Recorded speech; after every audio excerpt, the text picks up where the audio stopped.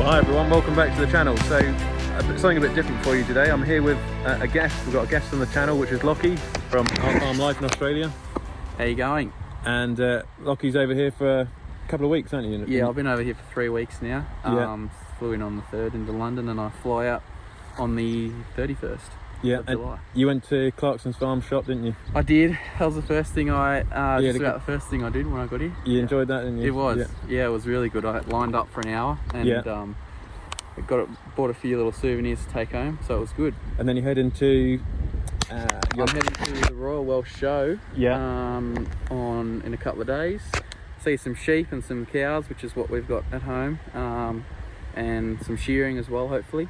Yeah. So. And you've got sheep on your farm in Australia, haven't you? And you've also got cattle. Yeah, and we do a little bit of hay as well. Yeah. Obviously in the summertime, so yeah, it keeps us busy. Yeah, and we've just been having a chat in the cab. We're doing a bit of mowing, and I was showing Lockie the grass here, the silage, because we haven't got a conditioner. But Lockie, you got the conditioner on yours in Australia, haven't you? Yep. And because here we just bale it and wrap it on this farm, and it does work. It works well for us. But yeah, just great talking about the differences between Australian farming and farming in the UK, and how it sort of differs, but at the same time how we're quite similar in a way. Absolutely, yeah. No, it's great to connect with people like this, and I thank Olly for, he reached out to me and invited me to come and spend a few hours with him, so I appreciate that. Yeah, more than welcome, mate. So we'll crack on with the mowing, shall we, and have a chat in the cab. I think I'm not sure how many hectares here. There's maybe 4 or 5 hectares, I think. We're just about done. You can see it's nice and green underneath.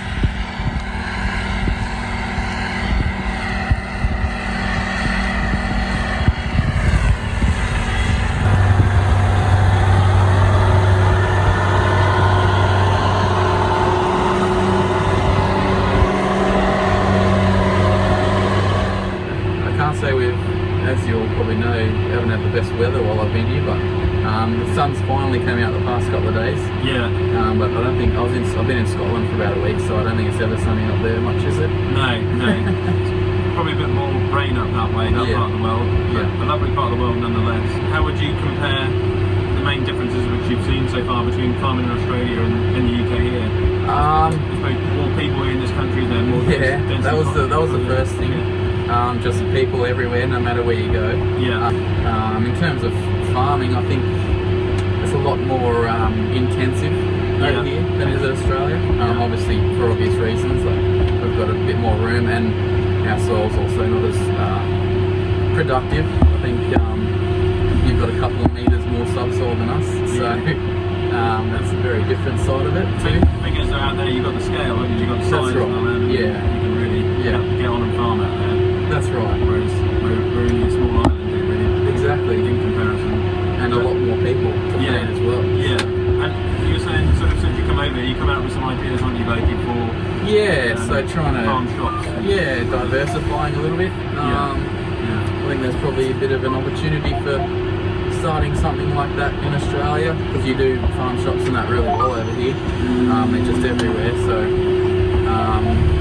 potentially looking at something like that, and also just getting over here and just seeing something different, catching up with a few people, a few farmers over here that I know. So you're going to see that Welsh farmer, aren't you? Hopefully catch up with him on at the Welsh show, and I've already caught up with Ed Horton, and hopefully Will from Gallagher Farm.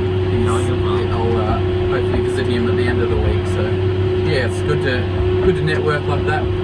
Everyone's been really open and invited me, so it's been really good. Yeah, and I'll take you back when we go to the farm. I'll show you some of the yard and the farm and the cattle and that quickly, and try and show you some of the British farming that we always want to get up to here in this country.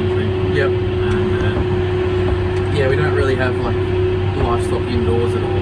No. Which is totally different. That's very...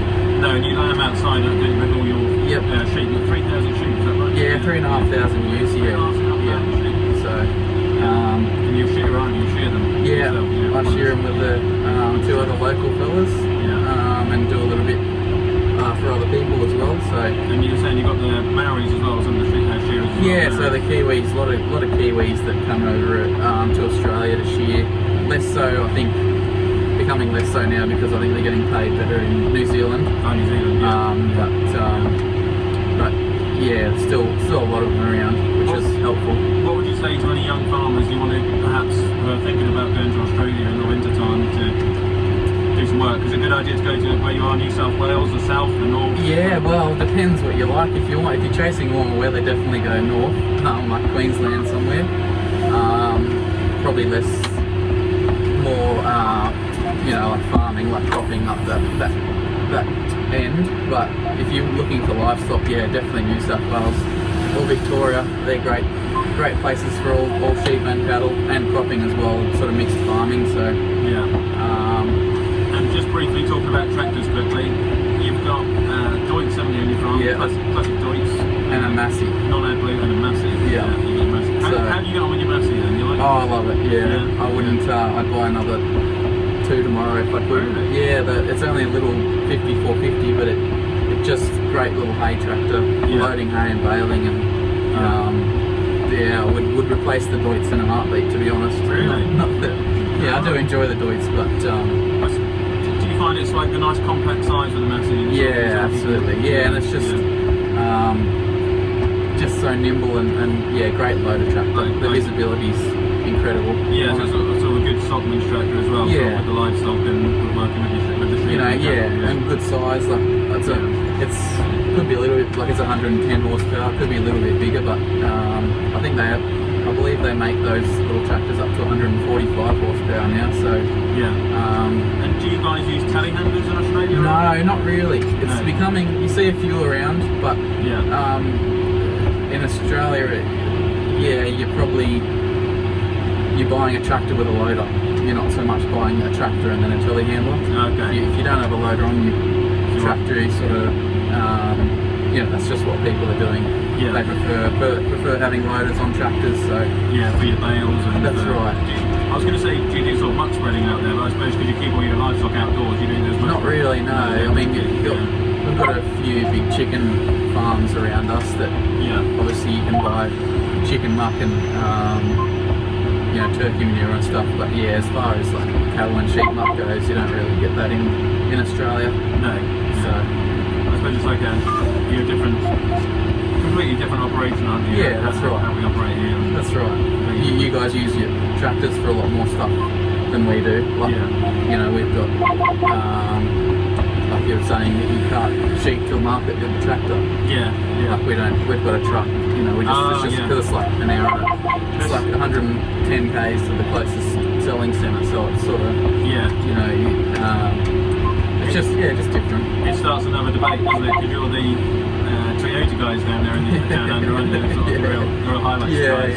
And over here, the British farmers used to have Land Rovers, but it's changed a lot. I mean, everyone's getting pickup trucks nowadays. So so Toyotas, I suppose, very popular. And I was thinking about getting a Ranger, but you're saying they're not haven't been as reliable, and the Australians love the highlights.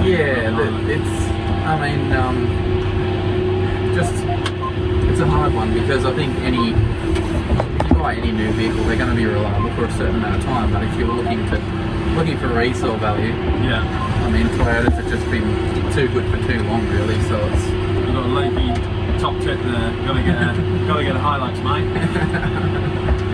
Or a ute, is that what you call them in Australia? Ute. What do you call pickups? Trucks. Pickup trucks. That's what you call them here. No, they're just utes, mate. Just utes. And I liked it earlier because when, like you were saying, we're going to have a chat on YouTube, but we were going to have a yarn. Is that right? That's very Australian. I had to pick my words. I didn't know. We're going to have a yarn, mate. If I didn't know if you would understand what I was saying, some of the Australian vocabulary. But I'll try and get a Toyota maybe highlights. Have a certain one. You've got D-Maxes out there, the Aussies? They're big too. I Isuzu, yeah. They're really another reliable ute. I suppose sort of Japanese stuff's pretty popular down there. Yeah. So if you're on a farm in sort of the middle of nowhere, you need something which is reliable and is going to keep going and going for years. Yep. Do you going back to the tractors, sorry, do you have John Deere popular in Australia? Yeah, John Deere and Case are still pretty dominant, I would say. Do you have some of those new Fendt tractors out there? A lot of people getting them now? More and more. It's mainly, you got John Deere and Case, the dominant ones, and then all the smattering of others that are starting to meet the mark as well, that farmers are starting to choose. What about Kubota? Are they becoming popular? Yeah. Is there like some good Japanese? They are. They're smaller tractors, are big. Right. Not so much they're like over 100 horsepower tractors. They're probably not as popular. Yeah. But definitely their little tractors are good for. You see them, a lot of them around. So. Yeah. And what sort of plans have you got for the farm over the next couple of years? You've been inspired for the farm shops here, and you want to diversify a little bit in Australia. Yeah, and probably upscale a little bit would be ideal, but just more sheep. 3,500 more sheep. Yeah, well, that's right. I do love the sheep. I love it all. I love the mix of everything at home, and yeah, diversifying is just something I think most farmers around the world are having to do a little bit. Yeah. We were having a chat earlier. You know, there's a big problem in farming in this country at the moment. The Loki was said to be the problem in Australia as well. Same problems: inflation, costs, input costs, price of everything, and it doesn't matter where you are in the world. I think just every farmer across the board is having issues. Yeah. So you've got to look at other options to bring in an income on your farm. And another aspect, I suppose, of the UK you're after, Loki, is the border collie. That's another thing. Yeah. Border collie sheepdogs. That's It's I mean, if there's any Australian viewers watching, they'll know the TV show in Australia that's been airing the past couple of years is Muster Dogs, and last season they used border collies to train up, and I've got 2 Kelpies, so Australian Kelpies, so it'd be nice to try a border collie. There is a fair few of them in Australia, but definitely a Kelpie dominated. You got the Kelpies and the Australian cattle dogs. The Australian cattle dogs, yeah, the blue heelers, yeah.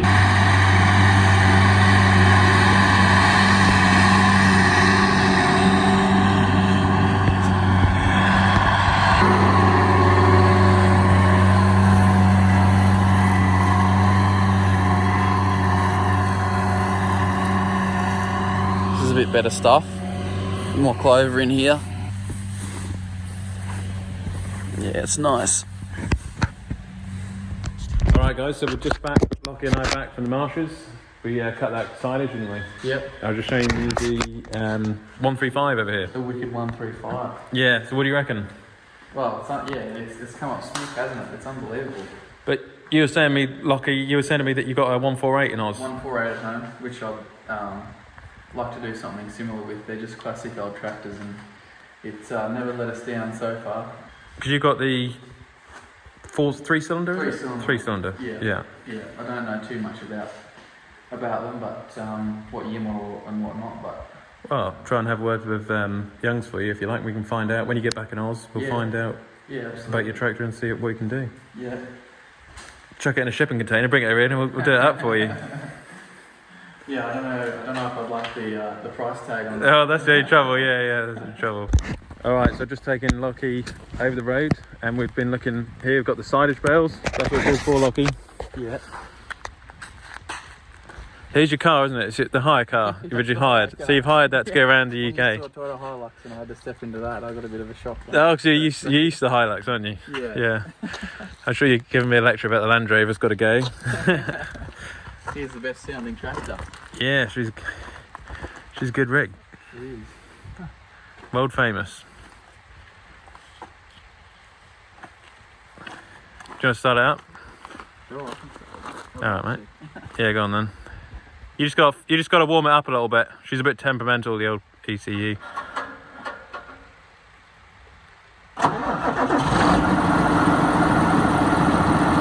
old rig.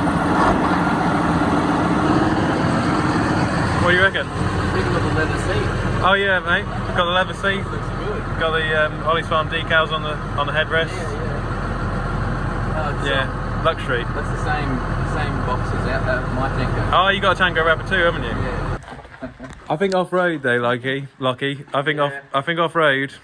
I don't know. Your Hilux won't touch it, mate. Well, there's not really many of these in Australia to test it against. So. Yeah, I suppose that's the thing, isn't it? But the real vehicle you'd have to beat would be the Land Cruiser, probably. Right. It's probably king in Australia, I'd say. Oh, is it? Yeah. I'd have to chuck her in a shipping container and bring it all over. Yeah.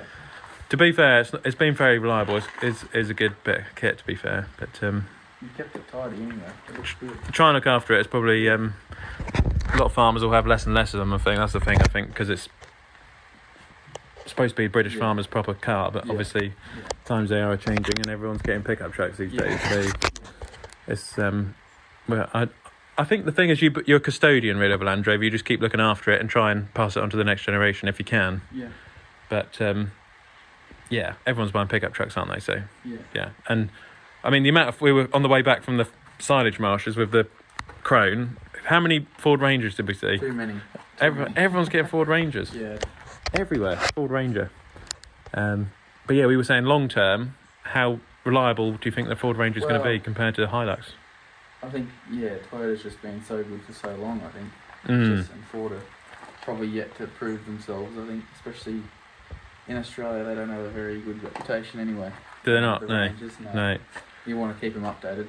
Let's put it that way. Yeah, you want to trade them in every. Yeah, but the Hiluxes and Toyotas just in general, just their resell and reliability is pretty unmatched, really. They got the reputation, haven't they? Yeah. Yeah. So. But everyone wants these big pickup trucks now, these big Ford Rangers. They've been watching Yellowstone. Everyone's been watching Yellowstone. Let us know in the comments if you take a Ranger or a Hilux. Yeah. Ollie wants to know. Ranger or Hilux? Leave it in the comment section. And Lockie, the teleporter. Telehandler. Do you guys call it teleporter over here? Some farmers call it teleporter, some call it telehandler. I'll probably get corrected in the comments section, but teleporter is what Dad and I have always called it on the farm, but telehandler, forklift, I suppose some people call it. Yeah.